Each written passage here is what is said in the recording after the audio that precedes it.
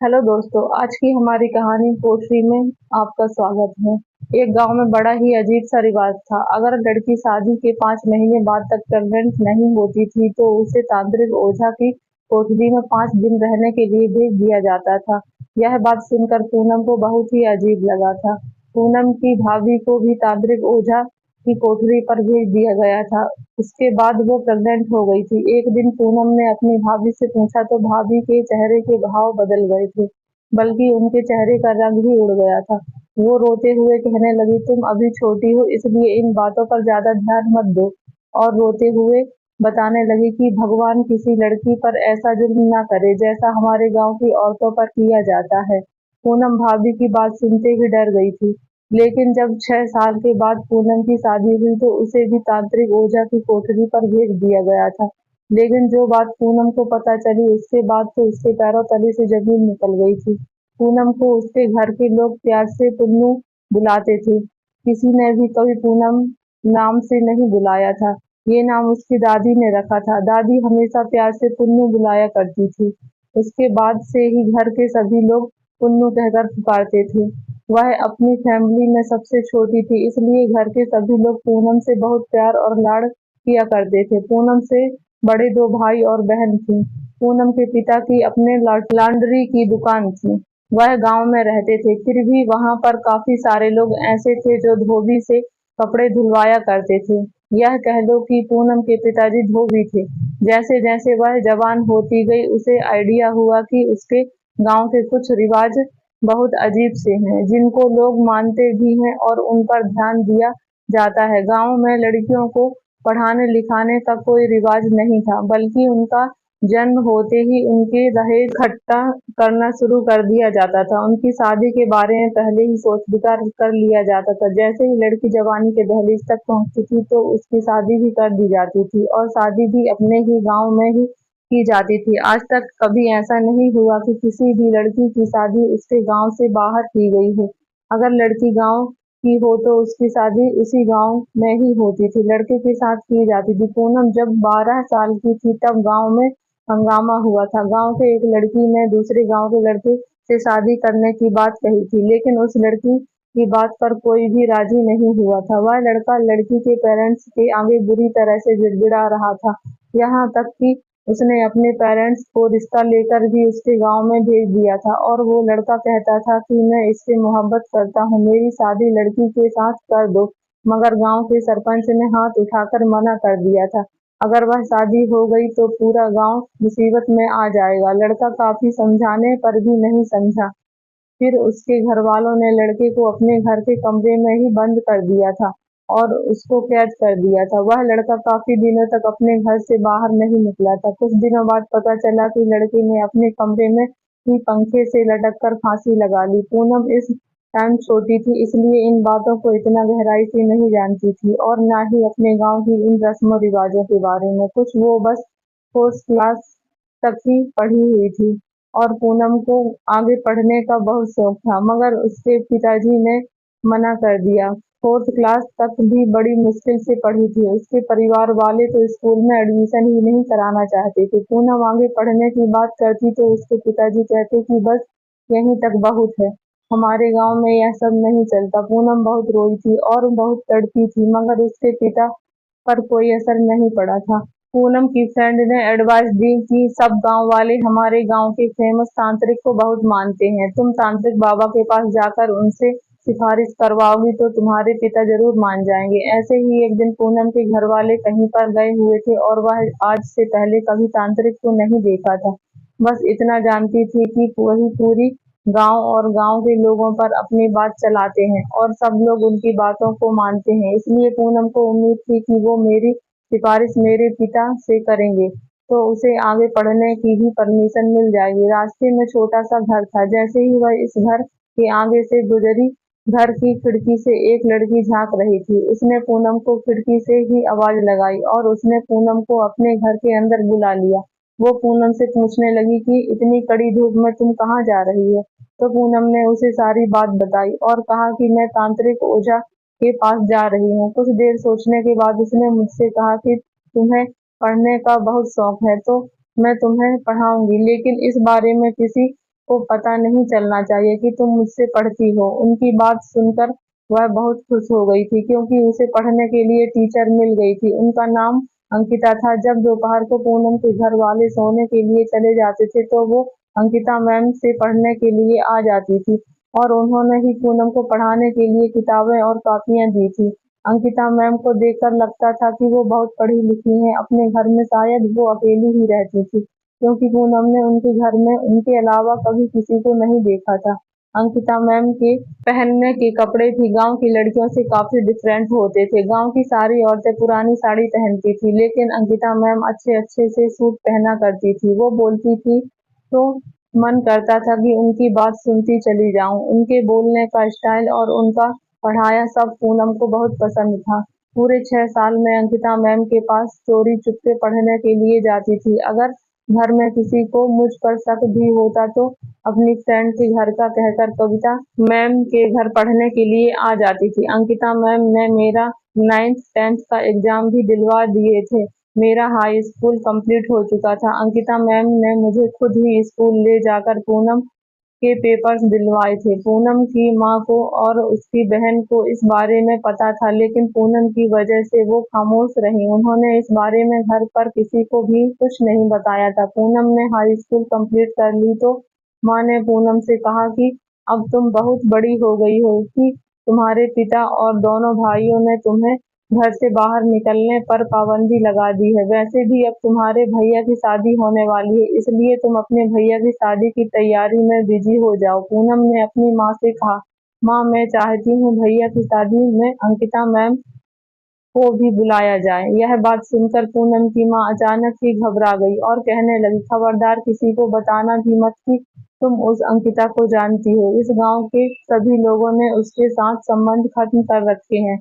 पूनम यह सुनकर हैरान रह गई और कहने लगी, मगर ऐसा क्यों माँ? माँ कहने लगी, क्योंकि एक दिन उसने तांत्रिक के साथ बहुत बदतमीजी की थी। ये तांत्रिक वही था जिसको गांव के सारे लोग बहुत इज्जत दिया करते थे और उसका बहुत सम्मान किया करते थे। तांत्रिक को ही गांव का सरपंच भी बना दिया गया था।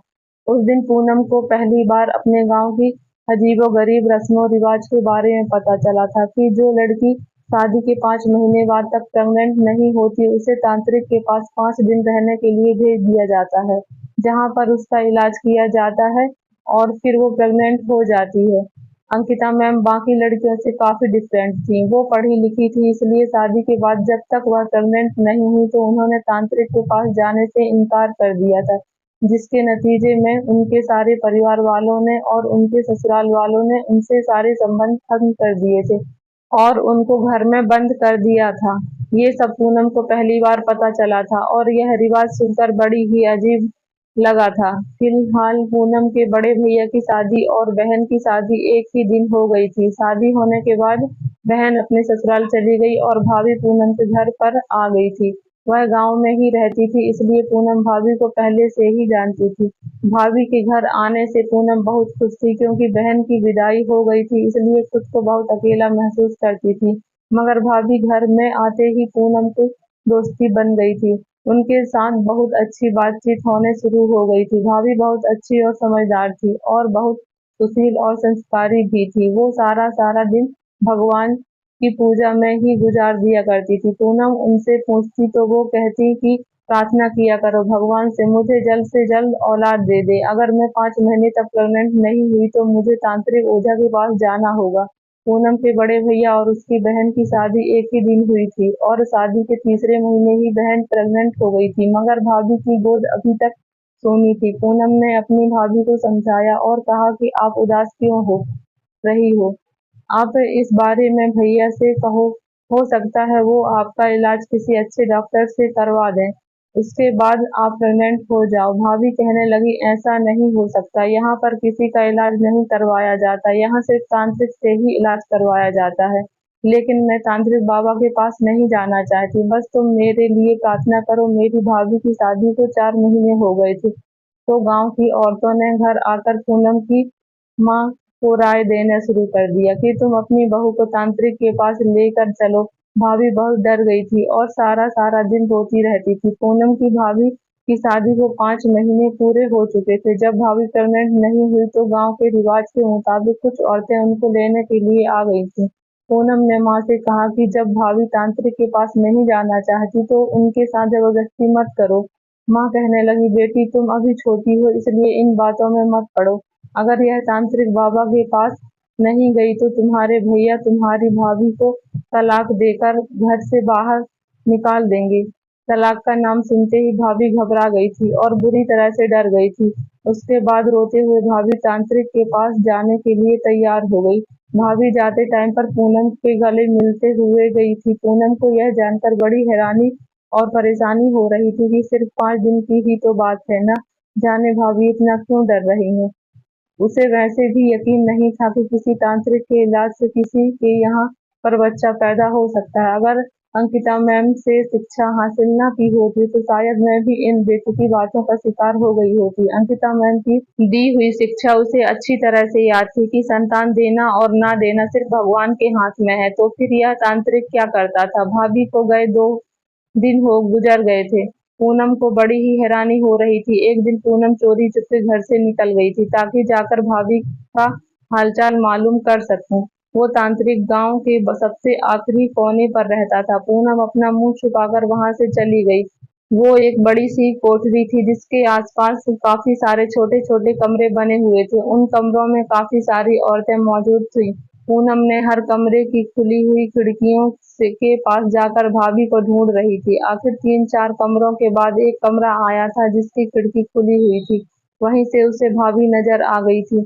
वह जमीन पर बैठी हुई थी। पूनम ने उनको आवाज दी तो भाभी पूनम को देखकर चौंक गई थी और कहने लगी कि तुम यहाँ पर क्यों आई हो? जाओ यहाँ से, मैं 2 दिन के बाद खुद आ जाऊंगी। पूनम ने कुछ पूछना चाहा तो भाभी ने हाथ जोड़ लिए और उनकी आंखों में आंसू थे और कहने लगी, तुम्हें भगवान का वास्ता है, प्लीज यहाँ से चली जाओ। भाभी की हालत देखकर पूनम को बहुत अफसोस हो रहा था। भाभी कुछ परेशान सी नजर आ रही थी। भाभी ने कहा, तुम जाओ यहाँ से, मैं नहीं चाहती कि तुम्हें कोई यहाँ देख ले। पूनम भाभी के कहने पर लौट आई थी। पूरे 5 दिन हुए थे तो माँ और भैया जाकर भाभी को घर पर लेकर आए थे। भाभी बहुत बुरी हालत में लग रही थी। उनकी आंखों के नीचे डार्क सर्कल भी पड़े हुए थे और वह पहले से भी ज्यादा कमजोर लग रही थी। पूनम ने कहा, माँ यह भाभी को क्या हुआ है? माँ कहने लगी, चुप करो, कुछ नहीं हुआ तुम्हारी भाभी को। तुमसे कितनी बार कहा है कि बड़ों के बीच में मत पड़ा करो, अभी तुम छोटी हो। माँ ने पूनम को डांट कर खामोश करवा दिया था। माँ कहने लगी, तांत्रिक के इलाज की वजह से ऐसा हुआ है, घबराने वाली कोई बात नहीं है। पूनम ने माँ के ऐसा कहने पर सर हिला दिया था और अपने मन में सोचने लगी कि ऐसा कभी मुमकिन नहीं है कि तांत्रिक के इलाज से भाभी प्रेग्नेंट हो जाएं। लेकिन वह हैरान तो तब हुई थी जब 1 महीना गुजर गया था और उसके बाद खबर मिली कि भाभी प्रेग्नेंट है। माँ और भैया की तो किसी का ठिकाना ही नहीं था। वो सारे गांव में मिठाइयाँ बांट रहे थे और खुशियां मना रहे थे। पूनम तो जितना हैरान होती उतना ही कम था। ये सब कुछ सोच से भी ऊपर हुआ था। पूनम ने भाभी से पूछा कि भाभी इस सबका क्या राज है? ऐसा क्या हो गया? आखिर वो तांत्रिक औरतों के साथ ऐसा भी क्या करता है कि औरतें इतनी जल्दी प्रेग्नेंट हो जाती हैं? और आप भी प्रेग्नेंट हो गई हो, ऐसा कैसे हुआ बताओ ना भाभी? वहां उसकी कोठरी में आपके साथ क्या हुआ? यह बात सुनकर भाभी के चेहरे के एक्सप्रेशन बदल गए थे। वो अपनी आंखों में आंसू भरकर कहने लगी कि मुझसे यह सब मत पूछो। पूनम में भाभी से बहुत जिद की तो भाभी ने बस इतना ही कहा था कि तुम अभी छोटी हो, मैं तुम्हें डिटेल नहीं बता सकती। बस इतना समझ लो कि इस रिवाज ने मुझे समेत कई लड़कियों को जिंदगी बर्बाद कर दी है। भगवान किसी भी लड़की पर ऐसा जुल्म ना करे जो हमारे गांव की लड़कियों पर होता है। पूनम भी भाभी की बातें सुनकर बहुत डर गई थी कि आखिर ऐसा क्या होता है। भाभी ने कहा, वक्त आने पर तुम्हें भी सब कुछ पता चल जाएगा। उस दिन के बाद हमेशा पूनम ने भाभी को उदास ही देखा था। 9 महीने पूरे होने के बाद भाभी ने बेटी को जन्म दिया था। भाभी की बेटी देखने में बिल्कुल भाभी पर ही गई थी, लेकिन चौंकने वाली बात थी कि संतान के लिए मन्नतें और प्रार्थना करने वाली भाभी की जब अपनी संतान हो गई थी तो वो उसे देखती तक नहीं थी। लगता ही नहीं था कि वो उनकी अपनी बेटी है। वो उसका कोई काम नहीं करती थी, पूनम की माँ ही उसे संभालती थी। पूनम कई बार भाभी को कहती कि अपनी बेटी का ध्यान रखा करो, आपकी बेटी को हम क्यों संभालें। हमसे ज्यादा ये सबकी आपकी बेटी है, मगर वो शायद दिमागी मरीज बन चुकी थी। हंसकर कहती थी, उसी वहीं उस कोठरी पर ही छोड़ आओ, मैं क्यों उसे हाथ लगाऊं, मैं तो गंदी हो गई हूँ, मेरे साथ गंदा काम किया गया है। पता नहीं क्यों, मगर मुझे यही लगता था कि जब से भाभी उस तांत्रिक के पास गई हैं, तब से ही वह बहुत अजीब सी हो गई हैं। पूनम को भाभी की हालत पर बहुत तरस आने लगा था। वह हमेशा खोई खोई सी रहती थी और वो सब तो बिल्कुल ही अपने होशो-हवास खोने लगी थी। माँ रोज परेशान होकर यही कहती थी कि इसे ठीक करने के लिए एक बार फिर से तांत्रिक बाबा के पास लेकर जाना पड़ेगा। एक दिन जब भाभी के सामने यह बात हुई कि उन्हें दोबारा से तांत्रिक के पास लेकर जाना पड़ेगा, यह बात सुनकर वह बुरी तरह से डर गई थी और कहने लगी, नहीं, मुझे दोबारा उनके पास नहीं जाना। डर की वजह से खुद को बदलने की कोशिश कर रही थी और वो ठीक भी हो गई। उसके बाद पूनम की माँ बड़े गर्व के साथ लोगों से कहती कि देखा, सब तांत्रिक का नाम लिया और हमारी बहू ठीक हो गई। इससे बढ़कर उनके चमत्कार का सबूत और क्या होगा। मगर पूनम का दिल यह मानने को तैयार ही नहीं था। पूनम ने दोबारा फिर से भाभी से पूछा, बताओ भाभी, तांत्रिक बाबा ने किस तरह से आपका इलाज किया। मगर वो हंस देती थी, तुम फिकर मत करो, तुम्हें सब पता चल जाएगा जब तुम्हारी शादी होगी। मैं भाभी की हालत देखकर सोचती रहती थी कि भगवान न करे मुझे उन पास जाना पड़े। इसी तरह से 2-3 साल गुजर गए थे और इसी दौरान पूनम की एक बहुत पक्के फ्रेंड की शादी हो गई थी। वह भी 5 महीने तक प्रेग्नेंट नहीं हुई तो उसे भी तांत्रिक के पास भेज दिया गया था। मगर वो जब वापस आई तो बहुत खुशहाल नजर आ रही थी। पूनम को ऐसा लगा कि वो भी भाभी की तरह उदास और परेशान होगी, पर वह कोई और ही कहानी सुनाई। मगर वो तो कहने लगी कि उस पर तंत्र मंत्र पढ़कर उसका इलाज किया गया और बड़े अच्छे तरीके से वहां पर उसने 5 दिन गुजारे थे। उसके साथ कुछ भी गलत नहीं हुआ था और ज्यादा हैरत की बात ये थी कि वह भी प्रेग्नेंट हो गई थी। पूनम अलग अलग बातें एक ही इंसान के बारे में सुन रही थी। पूनम बहुत उलझन का शिकार हो गई थी। उसके लिए गांव से एक रिश्ता आया और जल्द ही पूनम की शादी भी कर दी गई थी। वह अपनी शादी के बाद बहुत खुश थी क्योंकि पूनम का पति बहुत अच्छा इंसान था और ससुराल में भी सब लोग बहुत अच्छे थे। पूनम ने कभी सपने में भी नहीं सोचा था कि जो दूसरों के साथ हुआ ऐसा कभी मेरे साथ भी हो सकता है। जैसे ही पूनम की शादी के 3 महीने गुजरे, हर तरफ से आवाज आने लगी कि तुम्हारे यहाँ बच्चा कब पैदा होगा, यह प्रेग्नेंट कब होगी। कोई औरत घर में आकर कहती कि अगर तुम्हारी बहू 5 महीने तक प्रेग्नेंट नहीं हुई तो उसे तांत्रिक बाबा के पास ले जाना। पूनम इन सारी बातों से बहुत परेशान हो गई थी और परेशान होकर अपने अंकिता मैम के पास चली गई थी और उनको सारी बात बताकर उनसे राय मांगी। उन्होंने पूनम से कहा कि ऐसा करना, अपनी शादी के 5 महीने पूरे होने के बाद तुम अपने ससुराल वालों को झूठ बोल देना कि तुम प्रेग्नेंट हो गई हो। वह यह राय सुनकर परेशान हो गई और कहने लगी, तो कुछ दिनों के बाद मेरा राज खुल जाएगा और जब सच सामने आएगा फिर मैं क्या करूंगी। अंकिता मैम ने कहा, तो फिर तुम्हारे पास एक ही रास्ता है, तुम वहां जाने से मना कर देना। पूनम ने दुखी होकर उनसे कहा कि आपकी तरह मुझे भी घर के अंदर कैद करके रखा जाएगा। आप तो बहुत मजबूत हो, लेकिन मैं इस तरह की जिंदगी नहीं जीना चाहती। अंकिता ने हैरान होकर पूछा, फिर तुम क्या करोगी। पूनम ने उनसे कहा कि मैं तांत्रिक बाबा के पास जरूर जाऊंगी और जाकर सच का पता लगाऊंगी कि आखिर वहां पर चल क्या रहा है, और मैं अपनी सास को भी कह दूंगी कि ठीक है, मैं चली जाऊंगी। रिवाज के मुताबिक पूनम की सास और गांव के 2 औरतें पूनम को अपने साथ लेकर तांत्रिक की कोठरी पर छोड़ने चली गई थी। रास्ते में पूनम की भाभी मिल गई थी और वो इशारे से मुझे मना कर रही थी कि वहां मत जाओ, मगर मैं इतने सालों से अपने अंदर चलती हुई कशमकश और सवालों के जवाब जानना चाहती थी, इसलिए पूनम बाहर जाने का कोई डर नहीं, खौफ भी नहीं था। उसने जैसे ही वहां पर कदम रखा, हैरत की वजह से कदम जकड़कर रह गए थे। ये वो माहौल नहीं था जो शादी से पहले था। यहाँ पर सारी औरतें गीता का पाठ पढ़ती हुई नजर आ रही थी। चारों तरफ अगरबत्ती की खुशबू आ रही थी। पूनम ने इससे पहले कभी तांत्रिक को नहीं देखा था, उनका सिर्फ नाम ही सुना था और जब देखा तो दंग रह गई थी। उसके पास एक काला पत्थर रखा हुआ था और वो आंखें बंद करके बैठा था। उसके पास लोग जाते और वह उन पर कुछ पढ़कर थूक रहा था। यह सब देखकर वह बहुत ज्यादा हैरान हो गई थी। भाभी तो कुछ और ही कह करती थी, लेकिन यहाँ पर ऐसा कुछ भी नहीं था। पूनम की सास तांत्रिक के कहने पर एक कमरे के अंदर छोड़ गई थी। यह कमरा छोटा सा और सिंपल था और चारों तरफ चादर बिछी हुई थी और जगह जगह मोमबत्ती की लगी हुई थी। कमरे में मोमबत्ती की रोशनी हो रही थी। इस खतरनाक कमरे में उसे डर लग रहा था, लेकिन इस कमरे में उसके अलावा और कोई मौजूद नहीं था। वह यहाँ पर अकेली थी। पूनम अपनी दोस्त की बातों पर यकीन करने लगी थी। यह कि सिर्फ तंत्र मंत्र फूंक कर ही औरतों का इलाज किया जाता है। सास ने बताया था कि उसे 5 दिन तक लगातार यहीं पर रहना है। पूनम यहाँ पर सुबह के टाइम आई थी, लेकिन जब रात हो गई थी, रात के टाइम पर पूनम के पास एक लड़की खाना देने के लिए आई थी। उस लड़की के अलावा कमरे में अभी तक कोई और उससे मिलने के लिए नहीं आया था और ना ही इस तांत्रिक ने बुलाया था। उसने सोचा कि उनके पास ज्यादा भीड़-भाड़ थी, इसलिए शायद मुझे सुबह बुलाया जाएगा। यही सब सोचकर वह सोने के लिए लेट गई थी। वो बहुत गहरी नींद में चली गई थी। जब आधी रात को उसे ऐसा महसूस हुआ कि कमरे के अंदर कोई दाखिल हुआ, तो पूनम की जान ही निकल गई थी। कमरे में बुरी तरह से अंधेरा छाया हुआ था। दिमाग में वो सब आने लगा जो भाभी कहा करती थी। इससे पहले वो शोर मचाती, जो आदमी अंदर आया था उसके हाथ में मोमबत्ती थी और उस मोमबत्ती की रोशनी जब उस आदमी के चेहरे पर पड़ी तो उसे देखकर कुछ सुकून हुआ था।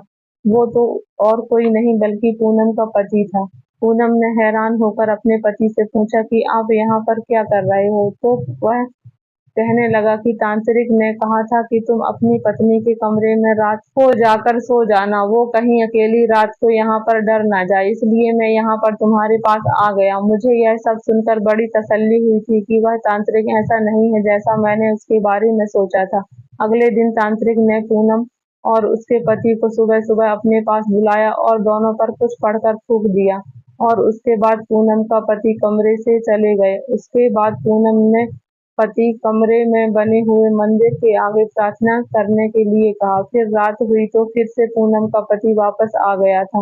वहाँ का सारा माहौल देखकर पूनम बहुत इम्प्रेस हुई थी, लेकिन बस एक बात उसे समझ नहीं आई थी कि मेरे पति ने इतने ढेर सारे पैसे उस तांत्रिक को क्यों दिए? कहीं इस बात की फीस तो नहीं दी कि कुछ और? तो मेरा पति कहने लगा कि अरे पागल, तांत्रिक हमारे दिए कितना कुछ कर रहे हैं, उनकी कोई फीस नहीं है, लेकिन यह मैंने अपनी खुशी से उनको दिए हैं। पूनम बोली, यह रकम तुमसे जबरदस्ती तो नहीं ले रही ना? ये सब अपनी खुशी और हैसियत के मुताबिक उनको पैसे दिए जाते हैं, उनके साथ कोई जबरदस्ती नहीं की जाती। वो इतने अच्छे हैं तभी तो सारे गांव में उनका नाम चलता है। तांत्रिक के पास 5 दिन तक पूनम इलाज चलता रहा। वहाँ पर पीने के लिए कुछ दवाइयाँ भी दी जाती थी। तांत्रिक पूनम पर कुछ फूँकने भी आते थे, लेकिन वो उसे नज़र उठाकर तक नहीं देखते थे। भाभी की सारी बातें झूठी निकली थी। वो तो ऐसे रोती थी जैसे यहाँ पर लड़कियों के साथ बहुत जुल्म किया जा रहा हो, जबकि पूनम ने देखा कि यहाँ पर ऐसा कुछ भी नहीं था। वह पूरे 5 दिन वहाँ पर रहकर आ गई थी। पूनम की सास और पति को पक्का यकीन था कि वह बहुत जल्द उनको प्रेग्नेंट होने की खबर सुना देगी। मगर 2 से 3 महीने गुजर चुके थे, लेकिन अभी तक मैं प्रेग्नेंट नहीं हुई थी। पूनम की सास और बाकी लोग तरह-तरह की बातें करने लगे थे कि लगता है इन पति-पत्नी के पास कुछ और ही है, जो तांत्रिक बाबा के इलाज के बावजूद भी दोनों माता-पिता नहीं बन पा रहे। पूनम बहुत परेशान थी और इसी परेशानी में अपने माता-पिता के घर चली गई थी। वहाँ पर भाभी की मौजूद थी और अपनी बेटी को खाना खिला रही थी। भाभी पूनम को देखकर कहने लगी, क्या हुआ? वहाँ जाकर तुमने अपना शौक पूरा कर लिया। मैंने तुम्हें मना किया था ना कि तुम वहाँ पर मत जाओ, लेकिन तुमने मेरी एक नहीं सुनी। पूनम तो पहले से ही बहुत परेशान थी। भाभी की बातें सुनकर उसे और भी ज्यादा गुस्सा आ गया था। भाभी से उसने कहा कि आपने मुझसे झूठ क्यों बोला? वहाँ पर तो कुछ भी ऐसा वैसा नहीं किया जाता जिसको बता बताकर आप इतना रो रही थी। वो तांत्रिक तो बहुत शरीफ इंसान है और वहाँ के लोगों का इलाज बहुत ईमानदारी से करता है। पूनम की बात सुनकर भाभी हंसने लगी और कहने लगी, तो फिर तुम अब तक प्रेग्नेंट क्यों नहीं हुई? और बाकी की लड़कियां माह जाने के बाद प्रेग्नेंट हो गई हैं, कैसे प्रेग्नेंट हो गई? मेरे पास तो एक बेटी भी है, मैं भी तो तांत्रिक के पास ही गई थी ना। पूनम के पास भाभी के सवाल का कोई जवाब नहीं था, इसलिए वह चुप रह गई। भाभी मुझसे कहने लगी, तुम्हें डॉक्टर के पास जाना चाहिए। पूनम ने कहा, भाभी आपको तो पता है कि हमारे गांव में डॉक्टर के पास नहीं बल्कि इसी तांत्रिक के पास ही जाते हैं। उसने भाभी की ही बातों पर यकीन किया था और वहाँ चली गई थी ताकि वह वहाँ पर जाकर कुछ ऐसा वैसा हो तो वो पता लगा सके और गांव वालों को बता सके सामने। लेकिन पूनम को वहाँ कुछ गड़बड़ नजर नहीं आई। भाभी कहने लगी, अब तुम देखना, रोज तुम्हारे घर दो औरतें आएंगी और जो तुमसे कहेंगी कि अपने पापों का प्रायश्चित करने के लिए दोबारा तांत्रिक बाबा के पास चली जाओ। तुम नहीं भी जाना चाहोगी, फिर भी ये सारे गांव वाले तुम्हें दोबारा वहाँ भेजने पर तुम्हें मजबूर कर देंगे और इस बार तुम्हारा पति भी तुम्हारे साथ खड़ा नहीं होगा। तुम्हें मगर मेरी बात पर यकीन नहीं आता तो तुम मेरी ये सारी बात लिख कर रख लो। पूनम भाभी की सारी बातें सुनकर बहुत डर गई थी और अपने घर मतलब अपना ससुराल को वापस आ गई थी। लेकिन इस बार तो वही हुआ जैसा भाभी ने कहा था। रोज अलग अलग तरह की दो औरतें पूनम के घर पर आ जाती थी और सास से वही सब कुछ कहती जो भाभी ने बताया था। वो कहती कि बहू को दोबारा से तांत्रिक बाबा के पास लेकर जाओ, इसके पापों का प्रायश्चित होगा, तभी जाकर तुम दादी बनोगी। रोज घर में जाकर इन कोई ना कोई नई औरतें आती और सास को बोलती थी। वही सब कुछ चल रहा था जिसके बारे में भाभी सब पहले से बता चुकी थी। पूनम इन सारे हालात से बहुत ज्यादा तंग आ चुकी थी क्योंकि अब सास के तेवर भी बदलने लगे थे और पूनम को उनकी तेवर से डर लगने लगा था। इसलिए एक दिन अपने पति से कहा कि चलो दोबारा तांत्रिक के पास चलते हैं। अब तक भाभी की कही कई सारी बातें सच साबित होती चली जा रही थी और वहां पर गए तो तांत्रिक ने पूनम से कहने लगा, तुम्हारे पति के पाप तो बहुत कम है लेकिन तुम्हारे पाप ज्यादा हैं जिसका प्रायश्चित करना होगा। तुम्हें ज्यादा से ज्यादा भगवान के आगे रो रो कर सब अपने पापों का प्रायश्चित करना पड़ेगा, जिसके लिए तुम्हें पूरे लगातार 3 दिन और 3 रातों तक कमरे के अंदर बंद होकर सिर्फ और सिर्फ भगवान के आगे प्रार्थना ही करनी है। पूनम ने कहा, ठीक है, मेरे पति भी मेरा साथ देंगे। लेकिन तांत्रिक ने कहा, नहीं, इस बार तुम्हारा पति तुम्हारा साथ नहीं देगा और ना ही कमरे में रुकेगा। यह बात सुनकर तो पूनम के पसीने छूट गए थे। भाभी की कही गई हर बात सच साबित होती जा रही थी। ना जाने क्या सच था और क्या झूठ था। वो जो अपनी आंखों से पिछली बार देख चुकी थी वो या ये जो अभी देख रही है। सच था, पूनम अपने पति को रोकना चाहती थी मगर वो रुक नहीं सके, उसे छोड़कर चले गए। पूनम का दिल कह रहा था कि मुझे यहाँ से भाग जाना चाहिए क्योंकि मुझे अपने साथ कुछ होने का अंदेशा नजर आ रहा था। लेकिन वह ठहरकर कमरे में चली गई जहाँ पर उसे तांत्रिक ने जाने के लिए कहा था। दोबारा वहीं पर आ गई थी जहाँ पर वह अपनी पहली बार भी नहीं जाना चाहती थी क्योंकि हालात भी ऐसे ही हो गए थे, क्योंकि वह ना चाहते हुए भी भाभी के कहने पर यहाँ पर आ गई थी और फिर सच का भी तो पता लगाना था। थोड़ी ही देर गुजरी थी कि तांत्रिक भी कमरे में आ गया था। पूनम ने कहा, आप यहाँ पर क्या करने आए हैं? तांत्रिक ने पूनम के करीब आते हुए कहा कि मैं तुम्हारे बारे में सब जानता हूँ। पूनम पीछे हट गई और पूछने लगी, तो आप मेरी मदद करेंगे? तांत्रिक कहने लगा, हाँ, मैं तुम्हारी मदद जरूर करूंगा, बल्कि मैं तुम्हारी मदद करने के लिए ही तो यहाँ पर आया हूँ। तुम जरूर माँ बनोगी और अपने बच्चे को अपने हाथ से खिला सकोगी, लेकिन इसके लिए एक शर्त होगी। मैं तुमसे जैसा कहूंगा तुम्हें वैसा ही करना पड़ेगा। तांत्रिक ने शर्त बताई। उसे सुनकर तो पूनम के कदमों तले से जमीन निकल गई थी। भाभी ने सच ही कहा था कि वो इंसान नहीं बल्कि बहुत ही बड़ा दरिंदा था। इंसान के रूप में एक छुपा हुआ भेड़िया था जो लोगों के साथ गलत कर रहा था। उसने पूनम को गलत काम करने के लिए कहा था। उसने जब इनकार किया तो वह कहने लगा, इस तरह से तो तुम कभी भी माँ नहीं बन सकती। रोज लोग तुम्हारे घर जाकर तुम्हें बेइज्जत करेंगे और तुमसे सवाल जवाब करेंगे तो तुम क्या जवाब दोगे? उसने इतने बुरे तरीके से इमोशनल ब्लैकमेल किया था कि पूनम के पास और कोई चारा नहीं बचा था कि वह उसकी बात ना माने। वो खतरनाक हंसी हंसने लगा था। पूनम सब कुछ समझ चुकी थी। उसने पूछा, यकीनन तुम्हारे पास जो औरतें आती होंगी तुम उनके साथ भी यही सब कुछ करते होगे और उसे इसी तरह से ब्लैकमेल करते होगे, इसलिए वो बेचारी चुप हो जाती होंगी और अपनी इज्जत और शादी बचाने की खातिर इस गलत काम के लिए तैयार हो जाती होंगी। वह तांत्रिक कहने लगा, ऐसा ही है, जो लड़कियां मेरे पास आती हैं वो ज्यादा ही बेबस और लाचार होती हैं, जमाने और ससुराल की सताई हुई होती हैं। अगर उनके यहाँ पर बच्चा पैदा ना हो तो उनका तलाक हो जाएगा। इसी डर से वह मेरे पास आती हैं और मेरे बच्चे की मां बनकर अपनी शादीशुदा जिंदगी बचा लेती हैं। मेरी मानो तो तुम्हें भी अपनी शादीशुदा जिंदगी बचाने के लिए ऐसा ही करना चाहिए। पूनम ने कहा, तुम्हें शर्म नहीं आती?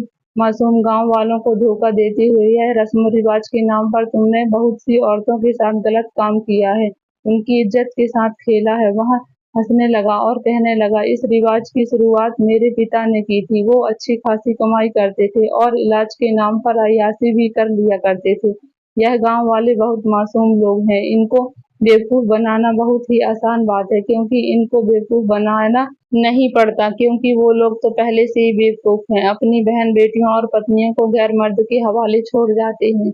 उस आदमी की बातें सुन सुनकर पूनम शॉक्ड रह गई थी। उसने पूनम को काफी ऐसी सारी बातें बताई थी जो हैरान कर देने वाली थी। वो आदमी जिससे सारे गांव वाले अपना सब कुछ मानते थे, वो इतना घटिया हो सकता है, पूनम ने कभी सपने में भी नहीं सोचा था। लेकिन जब पहली बार वह वहां गई थी तो जब सब कुछ अलग ही था, उसने अपनी असलियत क्यों नहीं दिखाई, यही सवाल जब उससे पूछा तो वह कहने लगा, मैंने पूरे गांव में अपना खबरी औरतों को फैलाया हुआ है, जो एक तो मेरी बातों में लोगों को भरोसा जीत लेती हैं और दूसरा वह जानबूझ कर के घर जाती हैं जिनके यहाँ पर बच्चे पैदा नहीं होते थे, और लड़कियों को सास और ससुराल वालों के दिमाग में यह बात बैठाती थी कि वो उनको मेरे पास लेकर आ जाए। इन्हीं औरतों की खबर से मुझे पता चला कि तुम इस नीयत से मेरे पास आ रही हो ताकि मुझे मेरी असलियत के बारे में जान सको। इसलिए मैंने अपना रूप बदल लिया और अपनी कोठरी को भी बिल्कुल बदल दिया था। मैं नहीं चाहता था कि तुम मुझ पर किसी तरह से शक करो, इसलिए मैंने तुम्हें शक करने का मौका ही नहीं दिया। मैंने ही उन औरतों को दोबारा तुम्हारे घर भेजा ताकि वो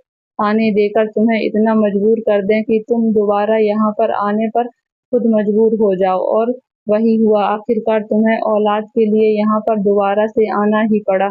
अभी अगर तुम नहीं आती तो तुम नहीं जानती तुम्हारे साथ कितना बुरा होता। तुम्हारी सास तुम्हें तलाक दिलवा देती। पूनम ने सोचते हुए कहा, अगर मैं तुम्हारी असलियत सारे गांव वालों को बता दूं तो वो तांत्रिक कहने लगा, तुम ऐसा करोगी तो तुम्हें बुरा पछताओगी, क्योंकि कोई भी तुम्हारी बातों का यकीन नहीं करेगा। तुम्हें याद नहीं कि तुम शायद इस गांव वालों के सामने मेरी तारीफ कर चुकी हो। यहाँ तक कि सच में बिल्कुल ठीक कह रहा था, ऐसा ही था। पूनम थोड़ा आगे बढ़ी तो बहुत खुश हुआ कि शायद मैंने उसकी शर्त मान ली, मगर मैं उसे थोड़ा और आगे बढ़ी और कमरे के पर्दे को झट से हटा दिया। पर्दे के पीछे से गांव वाले आ गए थे। उनके बाद तांत्रिक के चेहरे का रंग उड़ गया था। उसे उम्मीद नहीं थी कि बाजी इस तरह से भी पलटी जा सकती है और पूनम सभी कुछ कर सकती है। ऐसा उसने सपने में भी नहीं सोचा था। वह सबको एक साथ देखकर बुरी तरह से घबरा गया था और उसके पसीने छूटने लगे थे। पूनम जब यहाँ पर 5 दिन रहकर गई थी तो सब लोगों ने पूनम से तांत्रिक बाबा के बारे में पूछा था। उस टाइम में सारी हकीकत नहीं जानती थी, इसलिए पूनम जो कुछ भी देखा था वही सब कुछ बता दिया था। अगर पूनम सबको सच बताती तो कोई भी पूनम की बातों पर यकीन नहीं करता, इसलिए पूनम ने ऐसा इंतजाम किया कि सच्चाई सबको अपनी आंखों से देख लेते और कानों से सुन लेते। इसी तरह उनकी आंखों पर पड़ा झूठ का पर्दा और अंधविश्वास की पट्टी भी खुल गई थी, जो काफी सालों से बंधी हुई थी। यह कमरा छोटा था, लेकिन अंधेरे की वजह से पूनम ने पहले ही गांव के लोगों को पर्दे के पीछे छुपा दिया था और चारों तरफ दो दो लोग खड़े हुए थे। गांव के कुछ 2-3 जवान आदमी थे और 1-2 बूढ़े थे और 2-3 औरतें भी मौजूद थी। पूनम इन सब लोगों को बड़ी मुश्किल से यहाँ पर लेकर आई थी। इन लोगों से पहले ही बात कर ली थी और बड़ी मुश्किल से लोगों को अपने साथ यहाँ लेकर आई, क्योंकि ये लोग तो अपने तांत्रिक के बारे में कुछ गलत सुनना या मानने को तैयार ही नहीं थे और पूनम को झूठ साबित करने के लिए ये लोग यहाँ पर आ गए थे। वह अगर खुद बताती तो कोई बात पर यकीन नहीं करता, इसलिए इस आदमी के मुंह से ही सारी सच्चाई उगलवाना चाहती थी। पूनम ने इस ढंग से बात की थी कि अपने गुनाह खुद अपने मुंह से निकाल दे।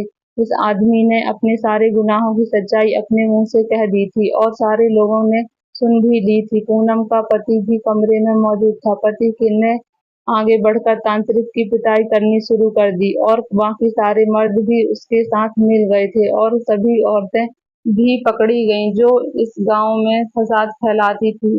पूनम ने यह सब अपनी भाभी के कहने पर किया था और वह खुश थी कि झूठे और ढोंगी तांत्रिक की असलियत पूनम ने सारे गांव वालों के सामने खोल दी। अंकिता मैम ने जब यह बात सुनी तो खुशी से पूनम को गले लगा लिया था और वो कहने लगी, जिस काम की हिम्मत में मैं सारी जिंदगी नहीं कर पाई वो काम तुमने कर दिखाया। पूनम की फ्रेंड ने बहुत शुक्रिया अदा किया और पूनम से माफी मांगने लगी कि उस टाइम वह बहुत डर गई थी, इसलिए उसने पूनम को बाबा की असलियत नहीं बताई थी। नाटक करना पड़ा क्योंकि तांत्रिक ने उसे तलाक की धमकी दी थी, तो वह इस बात कहने को मजबूर हो गई थी। जैसे उससे कहा जा रहा था वह वैसा ही कर रही थी। पूनम ने कहा, सबको असली बात पता चली, लेकिन इस सारे शुक्रिया की हकदार भाभी है जिन्होंने पूनम को इस काम के लिए राजी किया था, हिम्मत और हौसला दिया था। सारे गांव वालों की अकल ठिकाने आ चुकी थी और उन्होंने ठान लिया था कि अब कभी अपनी बेटियों और बहनों को किसी गलत आदमी के हवाले नहीं करेंगे। उस दिन के बाद सारे गांव का माहौल ही बदल कर रख गया था। सारे गांव वाले समझदार हो गए थे और उन्होंने अपने घर की बेटियों को शिक्षा देना भी शुरू कर दिया था। अब गांव के लोग भी काफी समझदार हो गए थे और कुछ महीनों के बाद पूनम ने भी प्यारे से बच्चे को जन्म दिया था। तांत्रिक को तो पुलिस के हवाले कर दिया गया था और उसको कड़ी से कड़ी सजा दिलवाई गई थी। अब गांव के सारे लोग और औरतें खुशी खुशी अपनी जिंदगी गुजार रही थी। तो दोस्तों, कहानी कैसी लगी? अच्छी लगी हो तो वीडियो को लाइक करें और चैनल को सब्सक्राइब करें। कहानी में यहाँ तक बने रहने के लिए धन्यवाद।